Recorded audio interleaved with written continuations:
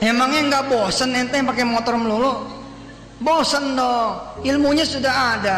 Kalau kita ngasih motor, maling kagak kita dapat kijang tahun 2000. Tinggal kurang lebih 500.000 ada di ATM. Tangan dong. Oh, iya mana? 500.000 itu.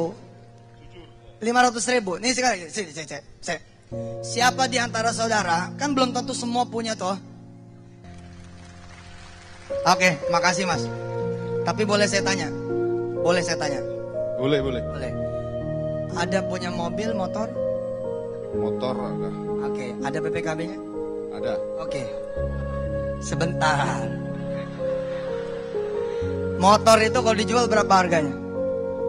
Kurang lebih 10. Oke. Kalau 500.000 tadi jadi 5 juta. Tapi kalau 10 juta tuh motor diuangin jadi 100. Pilih yang 500, pilih motor. Pilih motor. Oke, sip. Kita terima motornya bukan yang 500.000-nya. Makasih ya. Siap. Sama pesan satu sama Pak Yusuf. Ya. Tolong nanti selesaikan dalam waktu dekat. Saya akan ke rumahnya Pak Yusuf Mansur. Ya. Diterima ya syukur, tidak diterima ya. Ternyata Pak di saya dengan ikhlasnya menyerahkan sebidang tanah untuk wakaf yang waktu itu dijanjikan untuk rumah tahfiz. Iya. Tapi ternyata rumah tahfiz itu tidak terrealisasi sampai sekarang. Ya, saya ikut 12 juta. Itu uang saya dapat ketika saya mengundurkan diri dari perusahaan. Jadi saya ikut patungan usaha karena saya berharap nanti setiap tahunnya saya akan dapat bagi hasil. Karena setelah saya keluar kerja kan otomatis saya nggak kerja.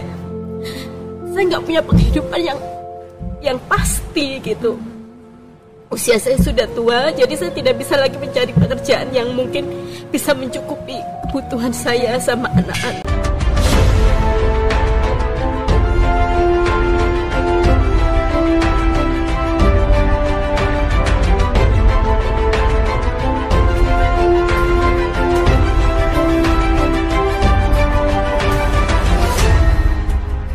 Tonton video ini sampai selesai agar Anda tidak gagal paham. Sobat 651 Safa, kembali lagi bersama dengan kami untuk mengulas fakta-fakta perpolitikan dan juga informasi terkini di tanah air.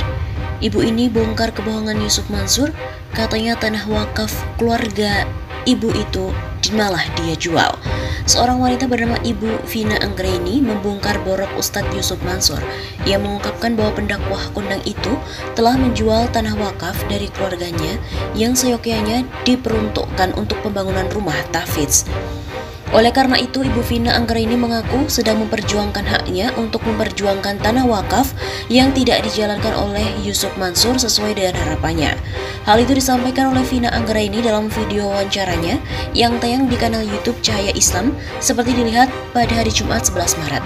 Dalam tayangan video yang berjudul Bongkar, Ibu Vina menuntut Yusuf Mansur. Vina awalnya mengaku bahwa yang mewakafkan tanah keluarganya adalah Pak D-nya atau pamannya.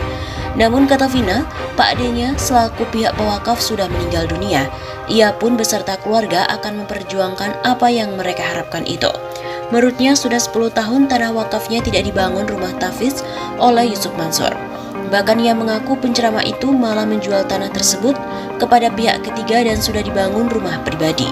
Saat mengkonfirmasi hal itu kepada Ustadz Yusuf Mansur, ia pun mengakui bahwa Yusuf Mansur malah diam dan tidak mau diajak berkomunikasi.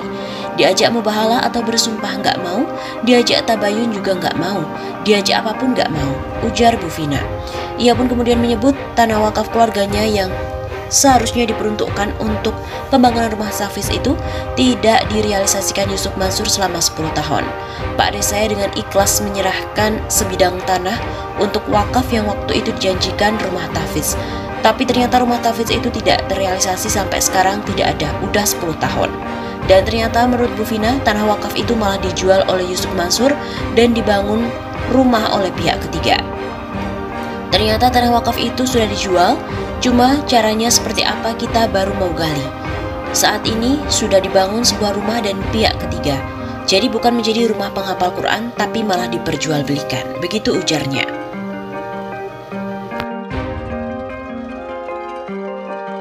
Kebohongan Ustadz Yusuf Mansur mengaku tidak mengenal Ardiansyah, Direktur PT Adi Partner Perkasa yang mengelola investasi batubara terbongkar di Pengadilan Negeri Jakarta Selatan. Ustadz Yusuf Mansur tegas membantah terlibat dalam bisnis batubara dari dana jamaah Masjid Darussalam Cibubur pada tahun 2009 senilai lebih dari 50 miliar rupiah itu. Fakta hukum di Pengadilan Negeri Jakarta Selatan menyebutkan Ustadz Yusuf Mansur dan juga Ardiansyah saling mengenal. Keduanya berada dalam perusahaan yang sama, yakni PT Adi Partner Perkasa yang beralamatkan di Jalan Jenderal Sudirman, Kavling 28, Gedung Mayapada Tower, lantai 11, Jakarta Selatan. Perusahaan tersebut diklaim bergerak di bidang bisnis batubara.